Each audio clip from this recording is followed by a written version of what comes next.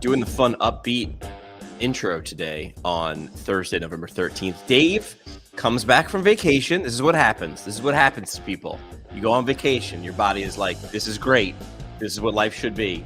This is awesome. And then you get sick because you get jammed back into the real world like a car crash.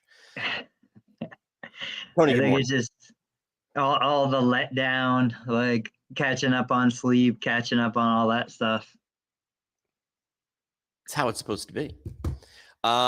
Good morning. I'm on my second espresso this morning because I made my first one. I've got an espresso machine. I do the same thing every morning. I'm a creature of habit. I'm nothing if not predictable. And I did everything with the pod and the this and the this. And then I walk away and I hear the machine and I'm like, oh, I'm early. I'm going to be there before Tony. I hear the machine. It finishes. I turn around. The machine's done. I never put a cup down, Tony. That's where I'm not really a creature of habit. So I had to make another one, but we're one deep. It's PPS week, Tony. I know. We're not there. We're not there. And I think it was 2 years ago. I think I pitched a crazy idea on this podcast. If we had interns right now, I'd be like, go back, find the tape, find the transcript, bring up the clip right now where Jimmy said, you know what we should do? We should live stream from there. And I love using like examples from similar things, like do the Pat McAfee show live from PPS every damn day, because I don't know what it is. 1,500 people go to the PPS conference. A lot of people can't because they're running their own business. They can't just take off 2 or 3 days because of it, right? They're the people who might need it the most, who ironically can't go because they can't afford it, time, money, whatever. Sometimes family obligations, right? But what if you could live stream it and give them a little bit? If I were PPS, I'd go, let me give everybody a little bit. Let me give everybody like I'm Aunt Annie's pretzels. I'm going to give them little tastes until they're like, it's just when it hits your lips. Now I need to go. And I said, let's set up a broadcast studio and stream live. And one of my biggest problems is I like to throw ideas out, and I'm desperately waiting for someone to go, yes. And then we lock arm in arm like Hansel and Gretel, and we go do the idea, right? But what people like Tony show me is like, you have to just take the idea, and you have to just go. Like, no one's coming with you. No one's going to clap until you succeed. You should just do it. And here's my proof of concept. Thank you, Prompt, for proving me right. This was one of their stories yesterday, and it came up, and I was like, wait a minute, what's that? They did half my idea anyway, and I'm betting they're going to do the other half, or they should be. And the image I'm showing on my live stream is of like a podcast studio or a video studio, full interview set, looks like Oprah, boom mics. There's like 1, 2, 3. I see three people off camera, essentially creating media with one on-air host and a guest. So this was like 80% of, and nobody had called me crazy for doing this. No, people did call me crazy. I pitched this to several people looking for them to fund us to go, not even to make a ton of money. I was just like, just cover it. I'm telling you, this is going to be proof of concept, and everybody's going to be doing this 2 to 3 years from now. And we're not there yet, but I think we will be. So what are your thoughts when I shared this in the group chat? First, for people that can see it, I swear that was you. I thought that was you holding the boom arm. I thought that was me for the mic. I've never seen Drew, so I assume Drew was the guy at the camera. And I was like, wait, I know Jimmy's not a PPS. What is going on? What am I missing? I think the thing with this is Prompt made it work. Prompt didn't wait for APTA. Prompt didn't wait for somebody else. I'm sure somebody in Prompt just was like, let's just go do this. We're going to set it up. We're going to pay for it all. We're going to do it all. And this goes back to like the conversation we had on Tuesday. This goes back to conversation every therapist has had when they're talking about marketing. Like, you can't make an ideal client do what you want them to do unless they're already doing it. Wait, what does that mean? Say that again. You can't make... You can't make an ideal client, your ideal client. You can't make them do something unless they're already doing it, And like, I can sell a treadmill to somebody who wants to walk. They're not going to walk. Joey Albritton the other day said something about people selling wellness. We know that it doesn't work in the sense that people aren't just all of a sudden going to become healthy. Smokers know they shouldn't smoke. Like, these are things. If I want to sell golf training, I sell it to people who are already buying golf training. Yeah. If I want to sell a BMW, I sell it to somebody who already owns a Mercedes. I don't sell it to somebody who's riding a bike, you Yeah. know? So this, I'm sure, and now I'm putting words in their mouth, I'm sure the APTA has known about digital media for decades. They've never really invested in any of it. Prompt was the one that said, I'm guessing, we'll take on the responsibility, we'll take on the cost because this is what's important. We're going to make you do it. We're going to drag you kicking and screaming. But they get all the roses then, because the Prompt is gonna, this is their IP. They're not, they might say we're live from PPS, but I mean, they might be nice and give them some stuff to share. Dead honest, even if they gave them some reels to share to PPS, I don't know the PPS would share them. Right. It's the funniest. Right. It's the funniest thing. So I pitched the idea. I'll give the full pitch again so I can say I did it in 2025. And hopefully we're doing something. I'm going to immediately start working on this. And maybe it's, I don't know, maybe it's Prompt. Because again, following Tony's paradigm, you don't try to sell it to someone who's not doing it. They've already bought in, so jump. Okay. So the pitch was, and I don't know that it's the case this year, but if you're at PPS, I would like to know. In the hall where all the sponsors were, where Tony and I were walking around with just phones last year doing quick interviews, there was this secondary stage in the Expo hall. And from my understanding, if you were a sponsor of a certain level, you got to pick a half-hour block to sort of do an impromptu presentation. A lot of people took the opportunity to sort of turn it into a pitch, right? If you're an EMR, if you're a product, they had some flat screens for you to plug a laptop in and do some, to have some slides or whatever. And there was a microphone. And I was standing there. But remember, it's a busy room. And there was no one saying, hey, everybody, now it's time. It was in fact a time when the Expo hall was open. So it was a busy room. It was like trying to get people in Times Square to pay attention, which is fine. It was right around lunchtime because I remember I had a plate with lunch on it. Yes. So they were doing that all the 2 to 3 days of PPS. My spin for PPS, this is what I pitched PPS. I said, hey, listen, keep that. Give added value, which in marketing talk is like free stuff for what you're already paying for. It's going to make the value side feel higher. So what I said was, I'll come down there.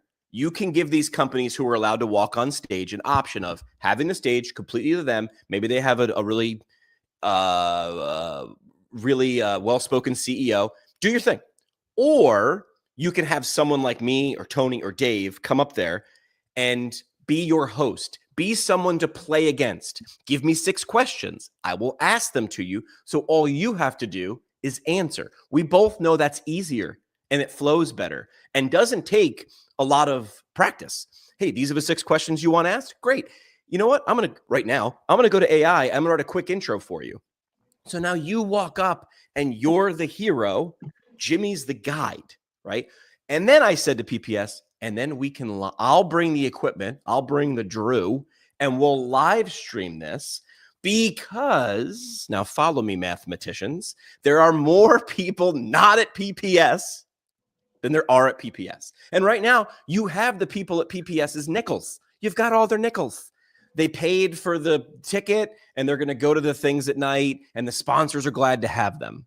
Except mathematically, there are gajillions of more people not at PPS. So how do you own some of their eyeballs? How do you make them so FOMO that they want to come next year or 2 years from now, that they look at it like a thing that I'm going to save all my nickels and eventually I'm going to go to PPS one day. One day. I'm going to go to PPS. I've got my PPS poster on the wall above my bed. And I pitched this and everyone sort of looked at me. And again, this happens to me a lot. No one said no. No one said yes. Everyone's like, yeah. They sort of look at it like a turd on the carpet at Thanksgiving. Like, I don't know what we're going to do with that. I'm not going to touch it, but I'm not going to say it's a bad idea.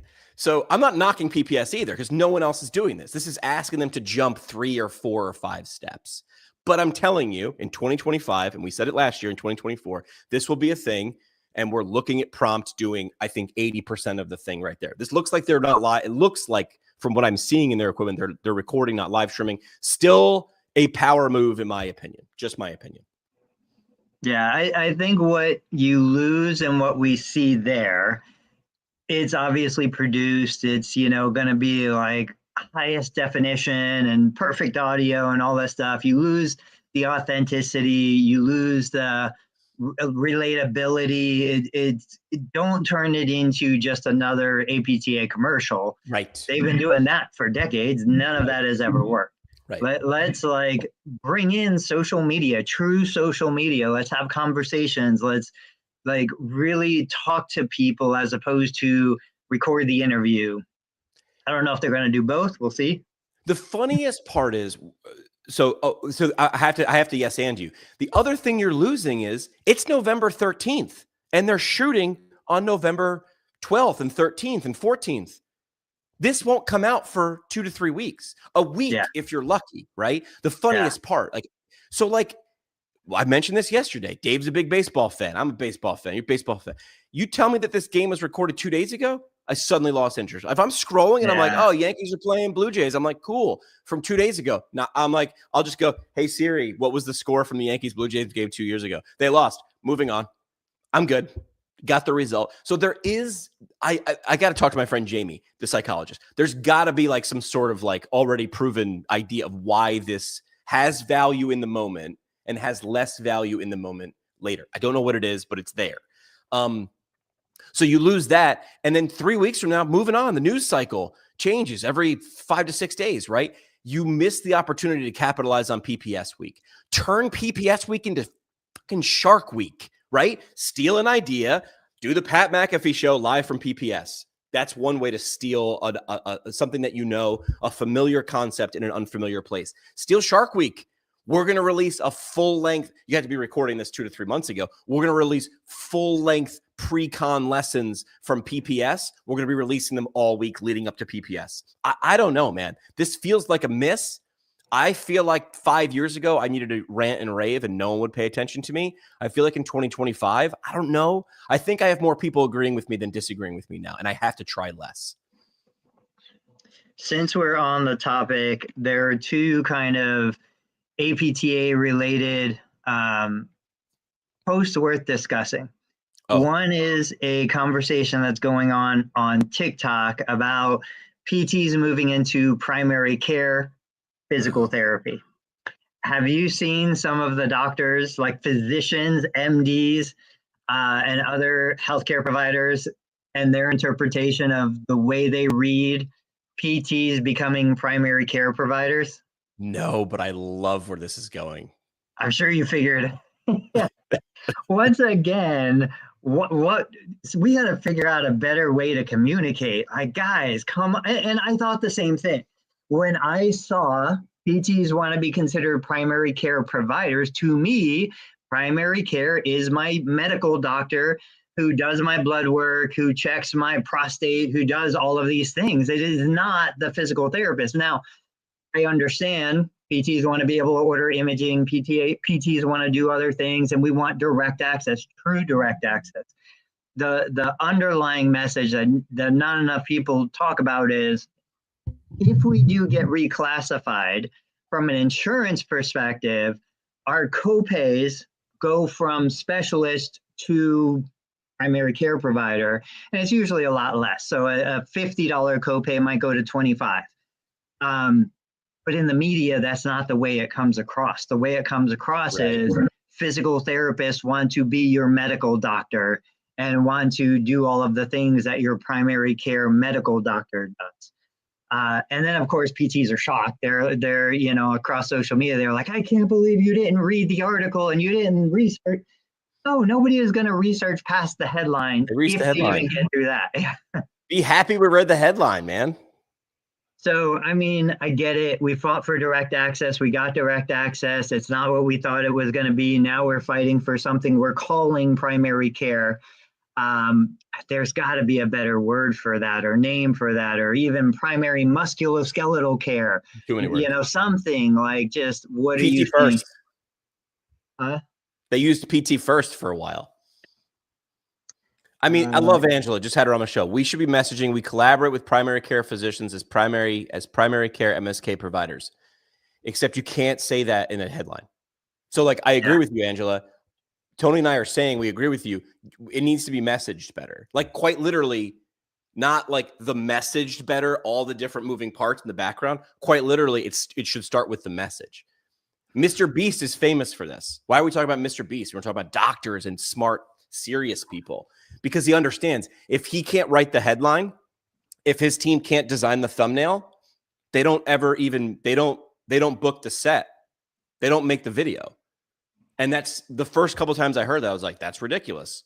And the more you look at it, it makes complete sense. If you can't walk into a Hollywood studio with what's called a log line, one sentence that explains the whole damn movie in one sentence, that's ridiculous. You can't explain a whole movie in one sentence. Sure you can. Give me a minute. I'll bring up 50 log lines of the top 50 movies from AMC, and you'll know every single movie from the log line. Because if you can't see it, no one's going to fund it. So I agree with you here, Angela. We should be messaging. We collaborate with, and I know Angela is probably screaming like, what I meant was, and I agree with, she's ridiculously smart. We collaborate with primary care physicians as primary care MSK provider. It's just too long. Okay, so she's agreeing. They want the collaboration. So we do agree this is a messaging problem, which is a good problem to have, except we sort of let the cat out of the bag now. And now you got to wash the stink of this off to then put that on. My only problem was a PT was probably in charge of messaging this. And I say that with all due respect. You wouldn't want a marketing person in charge of your PT. Then why that? Like, that's my guess. Did this started in Utah, right? I think they were the first state to classify physical therapists. Yeah. Which is great. I think what you said needs to be reiterated, because this permeates every aspect of life. Like, MrBeast doesn't make the video if he doesn't have the title and the thumbnail already done and already perfect. I won't get into a business unless I know that the business, that I can easily communicate the value of the business. I can sell it in a word or two. Like, I have the social media, it's a social media attractive business. I would not get into it if I didn't have those things in place already. Testing or, focus groups and stuff, that just never works, because you're collecting a bunch of people. They kind of know what you're looking for. It's a biased audience. I don't necessarily have the answer, but I would definitely say if somebody came to me, and my litmus test is my wife. My wife's been a PT 30 years, 20-something years. She came out of the bachelor's programs. Like, she's an amazing therapist. I would have told her, hey, what if I called you a primary care provider? She would have hated it. She would have flipped out. She's like, that's not what I do. I am a physical therapist. So I don't know. I just think we reopened the whole "you're not a doctor" argument. You're a doctor of physical therapy. You're not a doctor. Like, this whole wound is open again. It's just going to get worse. This could be a great idea ruined by the message about how it's communicated. Just so happened to see a video from Jesse Cole? He's the guy. He's the Savannah Banana guy, right? Cole? Yeah, Jesse Cole. Ball. He got his first shot managing like a single A team or something like that at 23. And he was like, I shouldn't have done it. Like, 23, you don't get to be a GM at 23. And he gives props to the guy who gave him that shot. And he said this guy was very smart. And I think the lesson that the guy gave Jesse from the Savannah Bananas is important here. Jesse would say, I want to do a game night on a Tuesday, and I want to have a grandmother beauty contest. Ridiculous. I want to do a dig to China night where we bury treasure in the infield, and at the end of the game, we let people come out and dig up the infield. I want to start a game. I want to start a baseball game at midnight, and I want to call it Midnight Madness. So so Jesse was like Jimmy, pitching to the guy, looking for his approval. Jimmy desperately seeks approval. So did Jesse. The problem was he was pitching to this guy, and the guy would always come back with a question. Well, I don't know. What do you think? So now he hits the ball back over the net and goes, how do you're now responsible for this idea? Because if Jesse pitches to his boss and his boss says, go for it, his boss is the one that is responsible. Boss pushes it back to Jesse with a simple question. What do you think? How do you think this is going to go? What's it going to cost? Are we going to make that back and then some? Is this going to move the needle? Is this going to turn average fans into raving fans? So he always pushed back. So I think what I'm getting at here, long-winded story for a short comment, is if someone said, we're going to be primary care providers, What do you think the rest of the world is going to read when they read that? When they read that, who's they? Quite literally everybody except for you. Is this clear? Is this devastatingly clear? If the answer is not 100% hell yes, you don't do it. That's what MrBeast is saying. If I cannot understand what I'm going to get, if I give you a push play and 5 seconds, are you going to earn my 5 seconds? After that, are you going to earn 10 more and 10 more and 10 more? This is confusing. I'm not saying it's wrong. If you boil it down, we are primary, got it. But it's not clear. It's not concise. This is Angela's saying, but it's not concise. And I would even say on the chiropractic side, I think it's well established. They are like the back pain people. But they're not, there are some that are trying to be what we would call primary care providers, primary for low back, whatever. They don't really use that language though. They've positioned themselves. Our challenge is we are so diverse, neuro, ortho, pediatric, geriatric, like all of these different subcategories and headings. We've just lost any kind of brand outside of, whatever the consumer heard from someone's aunt or uncle. Mm-hmm. Let me share this. This was another one I wanted to mention. So this has been floating through my Facebook feed, APTA, new report, administrative burden, 30%, longer wait times for pre-certifications, authorizations, things like that. Okay, so how do we take this? We're not going to change it. We can't control what the payer's doing. How do we turn something like this into an opportunity right now, like tomorrow? I know what do we do for this? What would I do if I owned a clinic? Who am I? Yeah. You're a clinic owner. You see this report come out. You know that there are frustrated patients. There are frustrated providers. You also know there's long wait times to get into physical therapy in the first place. I would put up a digital LED sign outside my clinic with the estimated wait time to get an appointment in right now. Or number of slots tomorrow. Okay, so go ahead. It would be updated in real time. The person at the front desk would be able to change that sign on the highway. Or if you wanted to get real big and real fancy, digital billboards. I got a buddy I should bring on. What you would think is like in real IRL marketing is dead. Of course it's not. It's just a pendulum flow, right? Everything was by digital ads and now it's swinging back. But you could buy a digital ad campaign to cover several counties with that sort of messaging and update the copy, update the imagery in real time. So we have dropped insurance contracts when they moved to excessive, burdensome authorization requirements. We're generally the only people in town who accept all Medicaid plans, but there was a Medicaid plan that required the primary care the medical doctor, to actually submit the authorization request for physical therapy.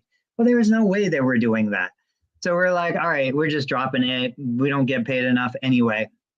But when I see something like that, I go back to, I can battle it. I can advocate. I can do all of these things, write letters to my congressperson, I don't understand when the legal system became what it is, but I don't like what it is. Or I could just say, hey, if you're waiting on an authorization for 2 weeks, I can get you in this afternoon. Here's the price to come to physical therapy today, right now. Or wait 2 weeks. If it's not a priority, if it's not a big deal, wait 2 weeks, wait 5 weeks, go and see the in-network provider, go and see the contracted provider, let the insurance company pay. You might have a copay, pay $50 there, pay $150 here, but I'll get you in today. I mean, this is just opening, every one of these barriers is opening new opportunities for smaller specialty providers, niche clinics to say, we don't have to jump through all those hoops. Come see us right now. Come in an hour. I'm ready. Dom Draper would drool over an image like this because he go, what you're doing is you're showing me all the pain things that if I can alleviate them, each one of these things should be a campaign. Prior authorization requirements can negatively affect patient outcomes. Can you get around that? If the answer is yes, run a campaign around it. Wait times for prior, like anytime there's a pain, you should be living there. So Angela says, what about primary care for movement and pain? I think that's getting closer. I don't know if that's the got milk of physical therapy as primary care. So I asked my best friend ChatGPT, and the fifth suggestion was close to this, which was, I'll do the first one. Move first. We've had campaigns like that before. The problem, again, is move is really ambiguous, right? It's super ambiguous. What does move mean? It's different for everybody. Start with PT. Not bad, but when, right? That sort of leaves me open for a question. Get PT first, move forward. APTA and other people have had campaigns like that before. Your first move, sort of like it. It's cheeky. You'd have to build campaigns with visuals and ideas around it. This is like Aaron Burr. Remember the Aaron Burr commercial? The guy was like calling in, couldn't get it out, no milk, had the cookies in his mouth, right?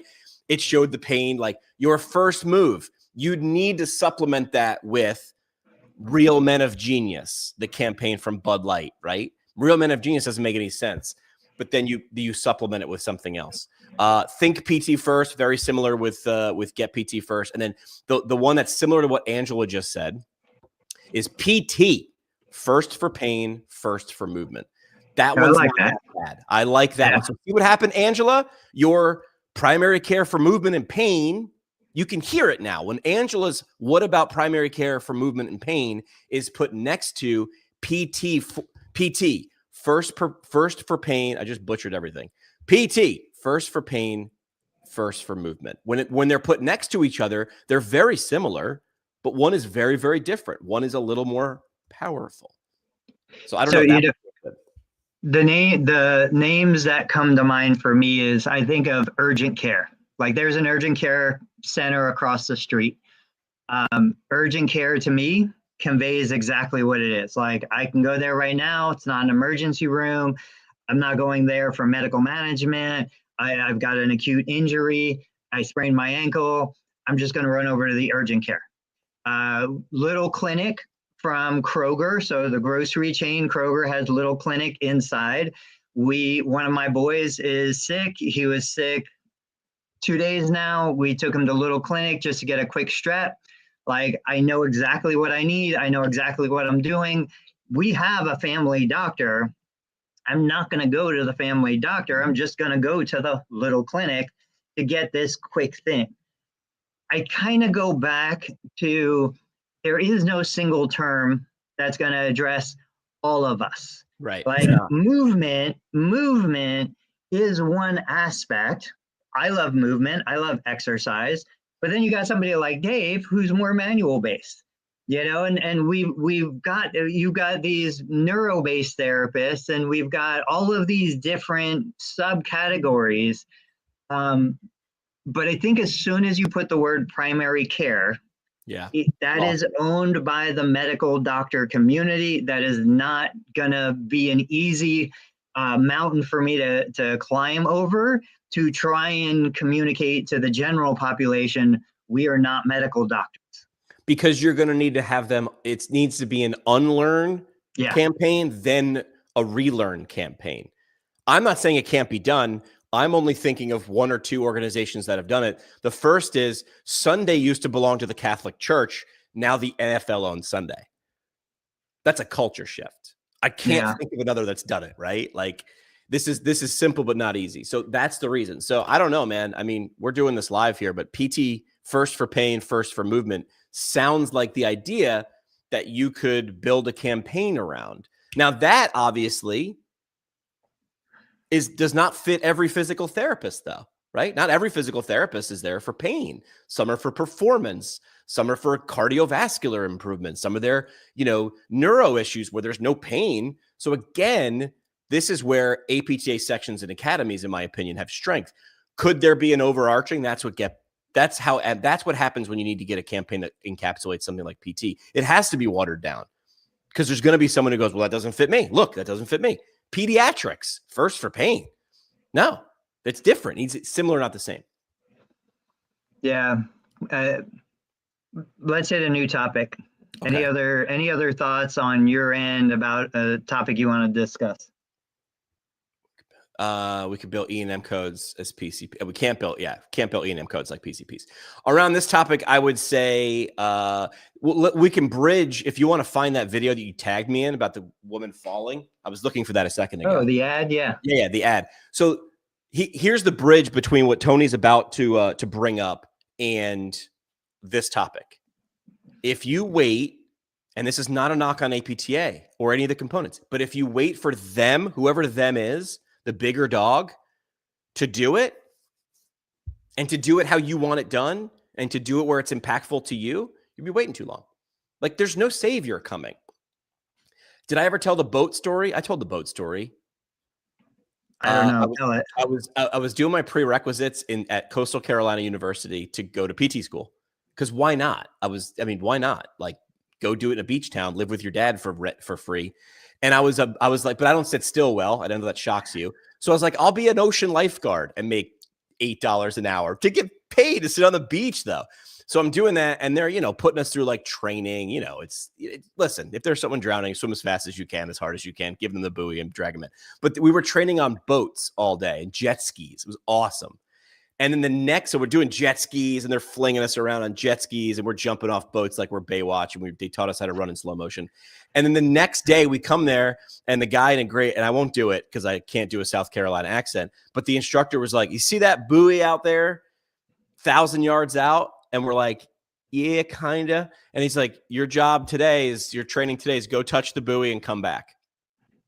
And one of the kids who was all hopped up on boats and jet skis was like, he's looking up and down the shore, "Where's the boat?" And the guy just like takes his like Baywatch sunglasses down and just goes, "You're the boat, get swimming." So that's my lesson, which no one's coming. There's no boat. There's no rescue, right? So if you want this message differently, if you're not happy with this and you're like, "Well, I'm going to bitch about it on Facebook. I'm going to podcast about it." It's not going to change. You need to listen to that, but then you need to do something about it. All right. So this is someone owning their message. All right, go ahead and share the video, share it. I'm going to turn on the audio. And this is just a random, roller massage thing for your back. On this, you've got the soothing background music, kind of elevator music. You've got the mom, the child on the floor. She's bending over, coming up in pain, grimace. She falls back onto this massaging device, and she just instant relief. I look at this as an ad, and they do this for multiple things. It's not just the mom. They do this for a truck driver who's getting out of his truck. They do it for a golfer who's swinging a golf club. I'm like, I still don't see physical therapy ads that look like this, that clearly convey a message. It's, your back hurts. We have the solution for that hurt. And it's as simple as laying down, that's it. They never even said, "Does your back hurt?" They said it with her face. That's where that's the inception moment. Look, she stood up from playing with the kid in 1.5 seconds, had that look on her face that we've all had. She held her back like we've all done. And then she fell into this roller. Tony, how many rollers are included on that device? How many amps of power? How many patents go into it? How many how many levels of the spine does it touch? They don't mention any of that. You want to know why? No one freaking cares. They care. Right. Am I going to feel that look on her face without this device and look at her in the end? They don't need to say, "I went to school for 37 years to be an engineer before I designed this device." They said a lot without saying anything. And they only said the important thing. And the things that they said were about the woman in the ad. And the woman in the ad that's me. It's a personification. I see that. And then they did a different ad for truck drive. Oh, look at that. They didn't try to make one ad appeal to everybody, because that doesn't freaking work. So she is the audience, this part of the audience, and the truck driver is the part of the audience. Tony, if you're not a truck driver, let's say you're a guy a construction worker, right? You don't drive trucks all day. You can sort of see yourself in the truck driver, though, right? Yeah. That's close enough where you understand the association. Maybe you're not a stay-at-home mom, but you have kids. You can see yourself in that audience. That's the important message. What are you sharing now? So this is another clip. I'm gonna let it play the audio. Let me get over there and hit unmute. This is Neil Wait to Patel. collaborate with. First, if you're a creator, become known for something specific. Pick a niche and become the undisputed expert in that space. Second, if you're a brand, stop chasing follower counts. Partner with people who have real authority in your industry. Third, explore co-branded products. The future isn't just endorsements. It's customized products built in partnerships with experts. Expert-driven personal brands will dominate 2026. Entertainers without real expertise will lose relevance fast. Trend number 6, virtual influence. So taking a page out of Jimmy's book. Oh, really? I can say things a million times. Nobody cares. Maybe if Neil Patel says it, people will listen. Yep. He just iterated exactly what we've been saying for over a year now. There was influencer marketing, then there were virtual influencers, AI generated influencers. He's saying, look, people are sick of that. Nobody wants to see some 20-year-old, drinking a latte. They want to hear from experts. That's us, licensed, insured, credentialed. Like, they want experts to give them the information that solves their problem. You can do that on social media. You can connect products to it. You can make money that way. Or you can directly collaborate with the product company. Come together to create the product that the consumer needs to solve the problem. And so this is where, like Joseph Lowe, Pure PT Supply, he and I came together on a pulley system because I had been doing pulley stuff forever. Now I have approved by a physical therapist or whatever it says on the box. My image is on the box. We have a collaboration in place. This pulley is on Amazon right now.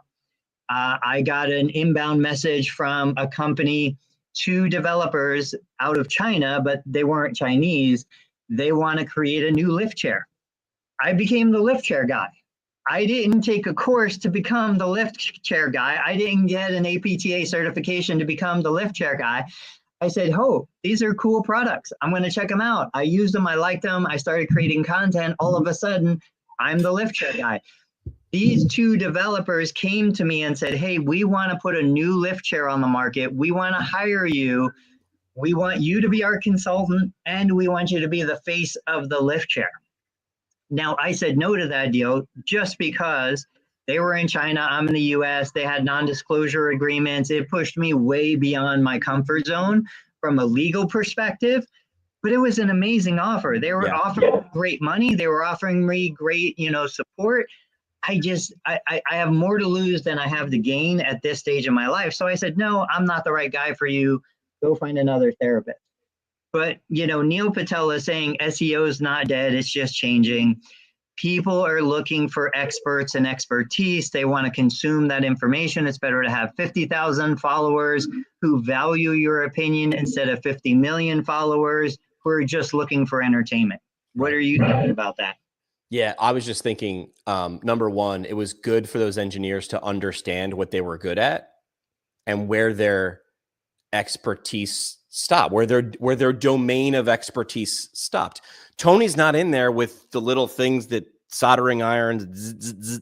He's not doing that to design a lift chair. Even if you were the lift chair expert in the United States, you're not the engineering lift chair. Now, pairing would be good, but they understand Tony knows how to, number one, you've got authority. You can say, I'm a physical therapist. Like, that means something, right? You don't have to, but that does help. That's it's like having the soldiers with all their patches and what each of those things means. It has authority. But then but you couldn't take the average PT and have them do what Tony does, which is, now I'm going to convey a message clearly, concisely, to get people to, and I'm going to use these 2 phrases again, which I've done before. Picture them in your mind. Pay attention, spend time. Look at those 2 phrases. Pay attention, spend time. What do the engineers want? They want your attention and they want your time. What do they have to do to get it? Pay and spend. Not necessarily always dollars, right? But effort. If Tony makes 50 videos for them, that's paying for that. That's investing in someone's time. Maybe there needs to be a 3rd phrase, like invest, pay attention, spend time, invest in relationships. I don't know, like something. But they recognized what they were good at. They got this great lift chair. How do we get people to want it? Is the internet, is this thing busy? Is this noisy when I look at these things? Yes, you have to cut through that. That's a skill. That is communication 101. Oh, I want to say happy birthday. I got a text message. This is where the world is weird. Amy McDevitt from APTA. She's just like, hey, on social media, we're birthday buddies. So her birthday was yesterday. Amy, Very nice. we're doing birthday shout outs, Tony. We're a regular morning show. The other person in that field, Gary Vaynerchuk, Gary V, he was out yesterday saying, again, if you have even a modest audience, 10,000 was the number he used. We're talking to somebody who's got tens of millions, but he said, look, even if you have 10,000 followers, subscribers, you literally could be making $1 million in the bank account by next year if you just go to, now his big push lately has been live social selling.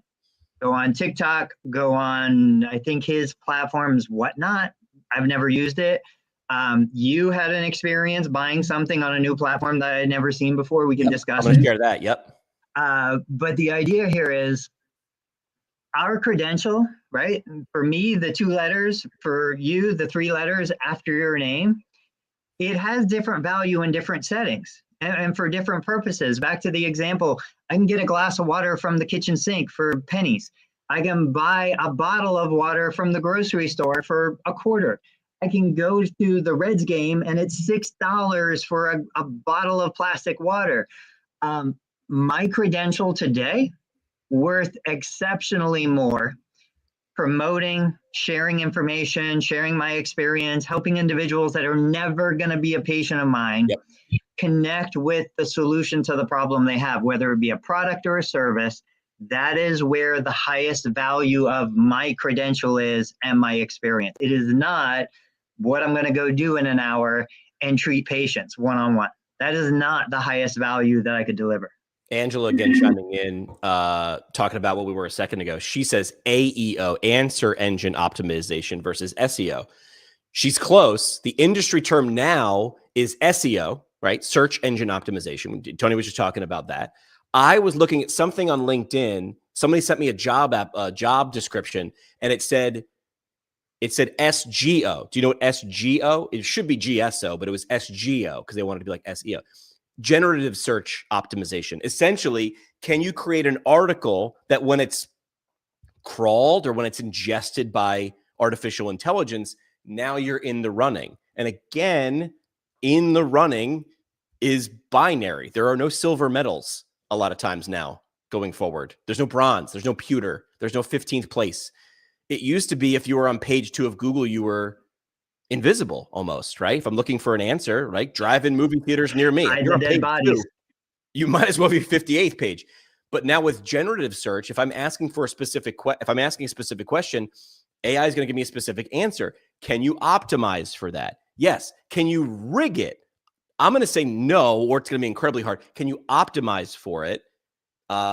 Experts are now selling this anyway. It was the first time I heard the term was this week. I'm guessing you must be able to optimize for it, because otherwise, how does the first term get selected and that's the answer versus the 15th? Yeah, AI is taking over SEO. Yes, we're talking about it's not necessarily dead, but yes, this is. I mean, I would love to see a longitudinal survey of January, June, and December of 2026. If I ask you a question you don't know the answer to, what is your first? Where's your thumb go? It would be like the thumb. What is your thumb flicking? Are you flicking Google, or are you flicking Perplexity or ChatGPT? So for me, if I want to know what time the coffee shop down the street opens, I'm still looking at Google right now. Ironically, I look at Google Maps a lot because that gets me to the hours and the directions faster than going to the website, reading the story of the barista. I don't care. If I'm looking for anything deeper than that, the answer is exactly what Angela is saying, which is generative search. Like that's how do you be the answer? What do you want to go with next? I was just trying to find it. I can't pull it up real quick. If you go into your Google Analytics, you can see like my main traffic drivers to my website still Bing actually over Google, Bing, Yahoo, but somewhere in here there's traffic from ChatGPT, and I just can't see what the exact number is. It's off the screen. But I would love, and you're like a nerd in a good way like that. I would love to see over the next 12 months when that goes from 0.2% to 28% to 60%, because we know it's going to. But most people listening will agree with us, and they will just not be able to do anything. They'll be able to do something about it, but they won't do something about it because it's effort. It's one more thing. I haven't even solved SEO. Now I got to worry about AI. It's like, yeah, I got good news and bad news. The world is changing.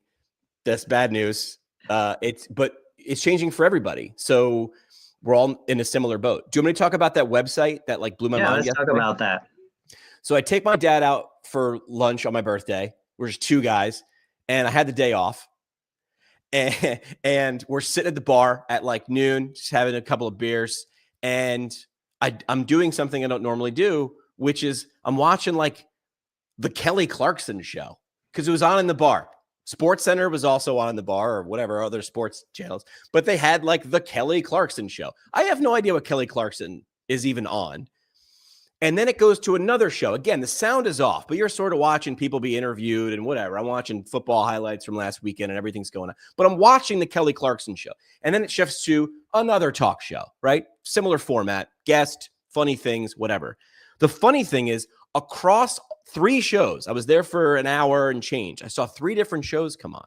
Across all 3 shows on the same network, they all had products they were talking about, and they were promoting this website, and I had never heard of it. And for the podcast listeners, the website is Morning Save.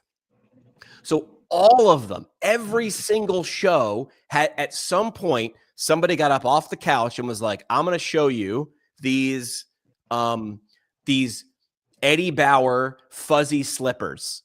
And normally, and again, sounds off. So I'm inserting a lot of commentary here, but it's saying like the normal price, Tony, I could get you these slippers. They're super soft. Your wife's going to love them. These are all plush. Look at that. And there's a bear on the top, and it's one of them says Mama Bear, or you could get Papa Bear. Oh, you know what? Get one for everybody in the family. Normally, Tony, listen, anybody else off the street wants these slippers. It's $98 because they're awesome. But listen, come here, real close, real close. For you right now, $25. And you're like, oh my God. Now that's a regular morning show pitch, right? So there's a couple things I want to talk about. Number one, all 3 shows were pushing everything towards one website, not 3. So this was the funnel. This is a great idea, and they're able to compound the attention. The second, I don't know if I'll be able to show it so easily, was the user experience. I had a couple of beers. It was my birthday. Am I in the market at any point during that day for fuzzy slippers from Eddie Bauer? Not really, until I saw them. And then I was like, you know what? I want to see. Are these really $25 if I go to the website? By the time I realized if I was or not, I now have, in 24 hours, I will have fuzzy slippers at my door because I accidentally bought them.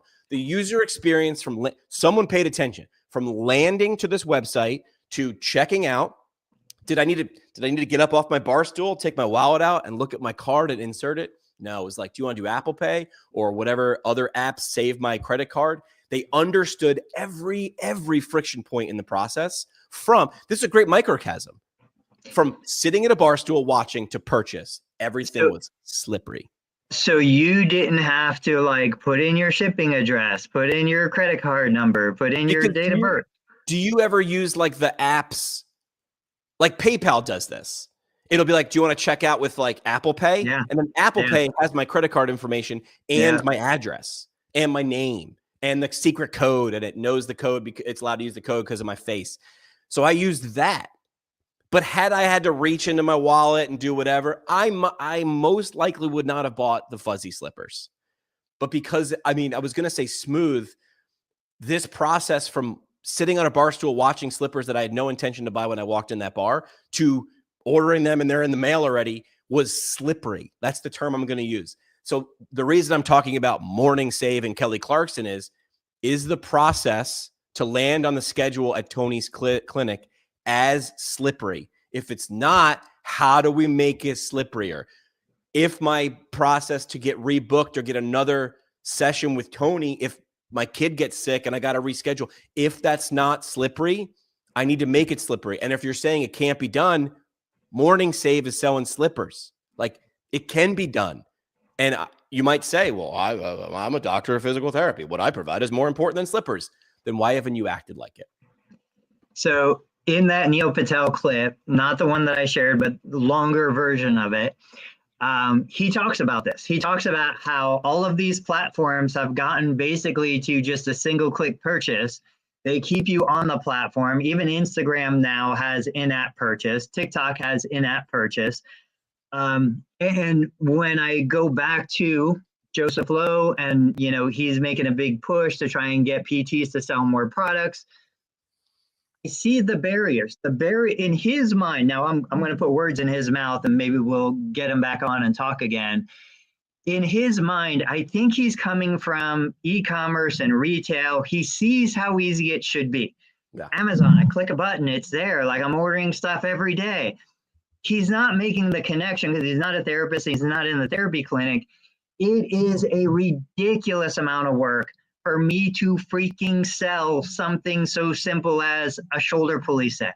You know, my EMR is not a point of sale system. Right. It's not designed for that. I have to create codes to go into the EMR if I want to track the money that's coming in, if I want to process the credit card, like all of this stuff. It is a nightmare even to this day. And we've had this conversation on the show. I think the future, I know the EMR guys, they're working like crazy. They're working their, you know, as hard as they can to create the best product they can. I still think they're all going in the wrong direction. And so give me an EMR that's just like 2 fields, 3 fields, especially Right. with AI scribes now. Right. I don't need 90,000 boxes. I'm not going to give every range of motion measurement in a separate box and blood pressure in a separate box and all of these things in separate fields. Give me 1 field. I'll throw everything in there clinically, but make it a frictionless environment. You know, I had a guy text me on Thursday. He wanted to come in. He got hurt playing pickleball. I ignored the text. He texted me again on Friday. Friday, I only work till noon. I was like, it's 8 o'clock now. If you can get here by 9:45, I'll see you. That literally just done on text. That's the way it should be. But now what I have to do is go into my EMR, click on a screen to get the calendar, click on a spot on the calendar, click on the time on the spot on the calendar. Like, it is so many clicks just to create an appointment. And then I have to put all this information in there. And I understand it's high compliance, high regulation, all this kind of stuff. But like the future EMR, it's going to be frictionless. I'm going to sell stuff. I'm going to have digital appointments and people can book for themselves, like all of these things. I can't, I don't know if I'm going to be alive by the time that ever comes out. I think you will. Here's why. It's just moving faster and faster. EMRs now, this is not a thing of the future. They've got, do you have a kiosk? You don't have you're not the kiosk guy. You want. I don't have I should, I don't. You will. And here's why, because the EMR that you're going to use now is going to invent one, or you're going to shift to one that has, and all Tony's going to have to do is buy an iPad and put on a stand. Right now, the kiosk probably has 7 fields: name, address, insurance number, whatever. Too many. The kiosk of a year from now is going to have an AI person talking to you, right? It's going to scan your face. Welcome back, Tony. Or, hi, who are you? I don't recognize this person. Hi, who are you? How can I help you today? You might actually do it in a booth and not in an open area, so it can ask you some specific questions. It can ask you the initial subjective evaluation. Why not? Why not get the first pass at the subjective in the waiting room? Do it in a booth so it's a little bit more private is what I'm saying. But get that information. Hey, what's your insurance card? Do I need you to like take it out and read it? No, why don't you just hold it up to the camera and it'll scan it, right? Don't have it? Don't worry about it. I'll get to it. Flag that in the EMR. We need their insurance information that wasn't received at the kiosk mode.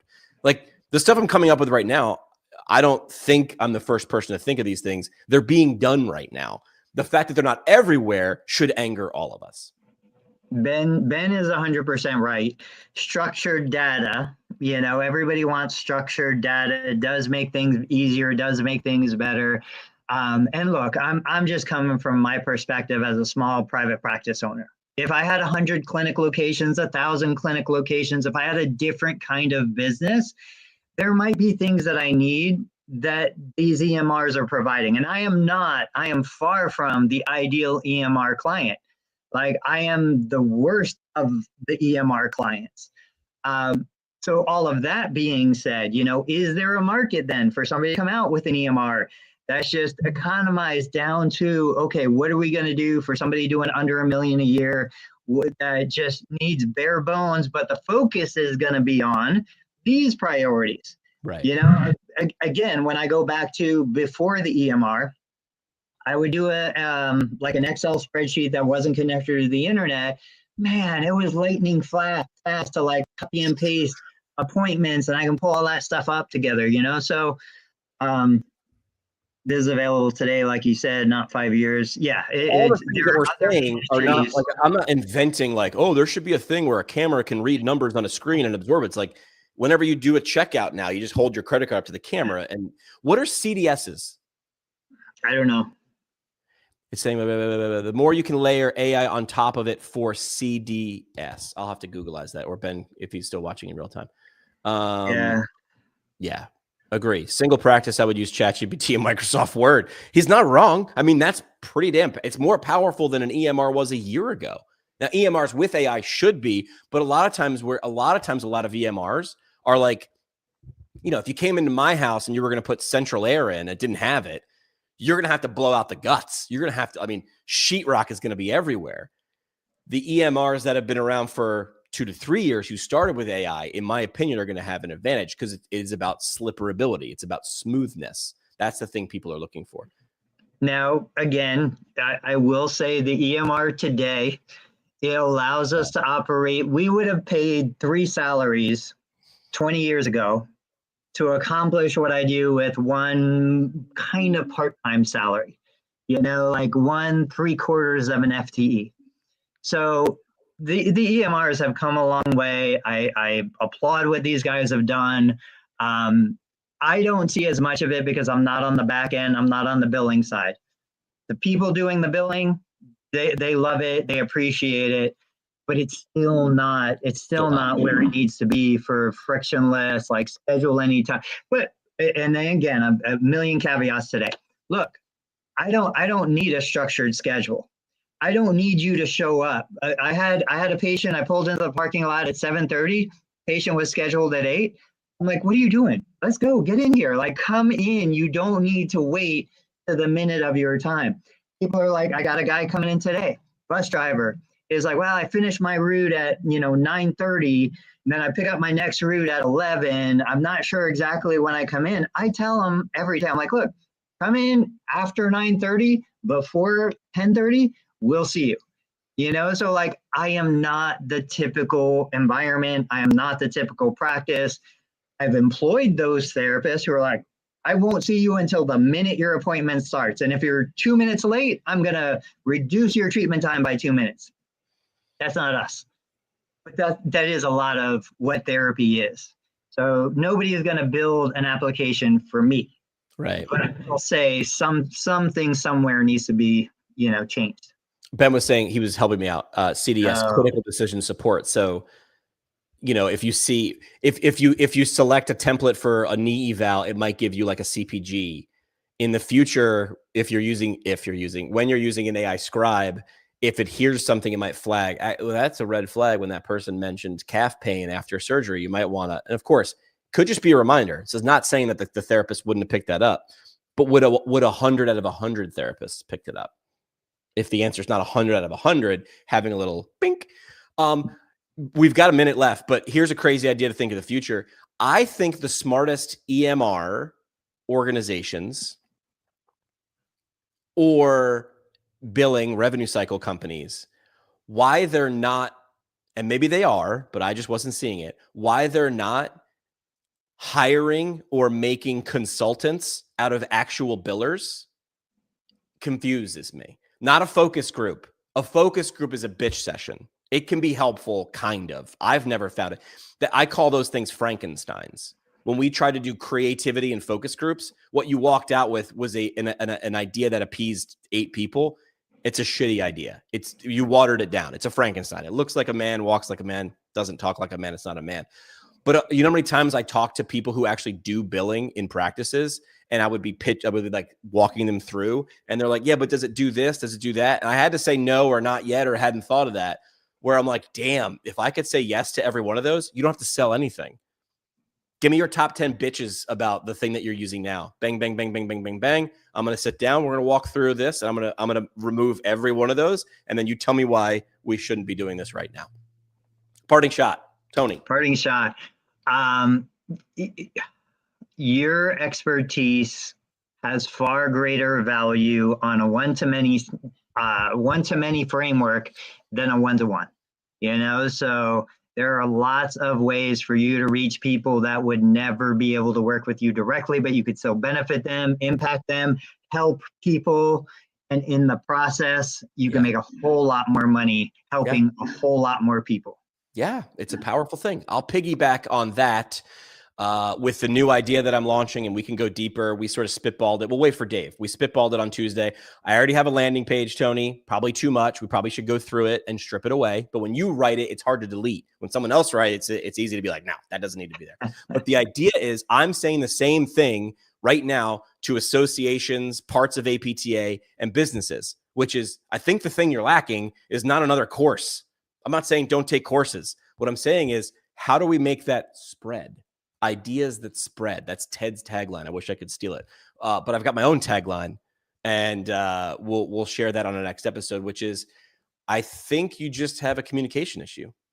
It's simple to solve. Takes effort, right? We're gonna have to invest in this to take effort.